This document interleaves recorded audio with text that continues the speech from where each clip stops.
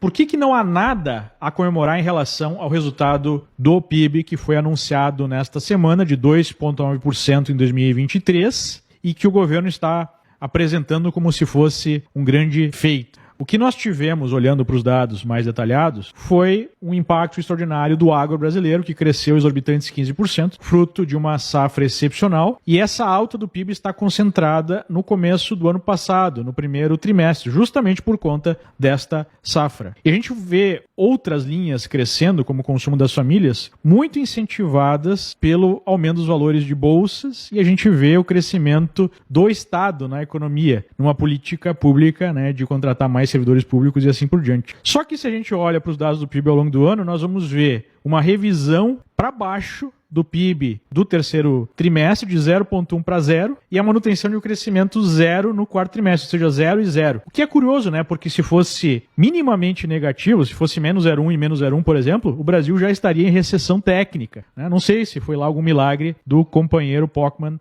no IBGE, mas enfim, mesmo que seja de fato 0 e 0, é um resultado horrível. O que nós estamos observando é a estagnação da economia com o crescimento dos gastos públicos, e aí esse PIB maior por crescimento de gasto público não é algo muito positivo, não é algo muito sustentável. A gente está vendo o aumento dos gastos do governo com o aumento da arrecadação, com o aumento dos impostos. O companheiro Tachad, né, indo atrás do aumento dos impostos, o que é algo que reprime a atividade econômica. E nós sabemos já, pelos sinais que estão sendo dados aí pelo agro, que não vai se repetir a mesma performance do agro em 2024 em relação a 2023. Né? Nós tivemos uma série de problemas no clima, não se repetirá a mesma safra excelente do ano passado. Então, na verdade, o que nós temos aí são sinais muito negativos de estagnação econômica, com aumento dos gastos do governo, descontrole nas contas públicas e com a diminuição no ritmo de investimentos, que é o que efetivamente traria o crescimento econômico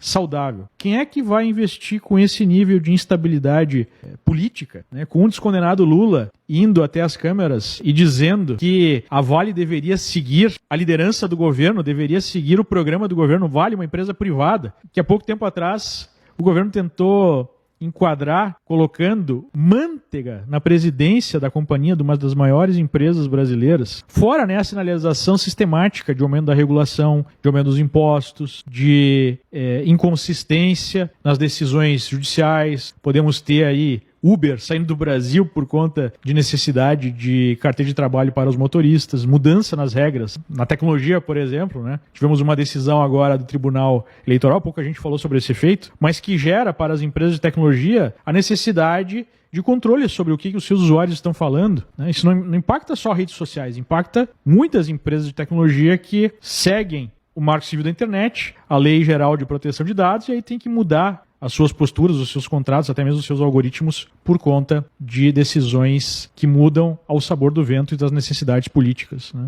Então é tudo muito negativo para o Brasil e você precisa se proteger disso. Eu farei, em abril, um encontro, né, o Clube dos 100, para falar sobre como diversificar os seus investimentos no exterior, que é a maneira de você proteger o seu patrimônio desse caos, né, político, desse caos jurídico chamado Brasil.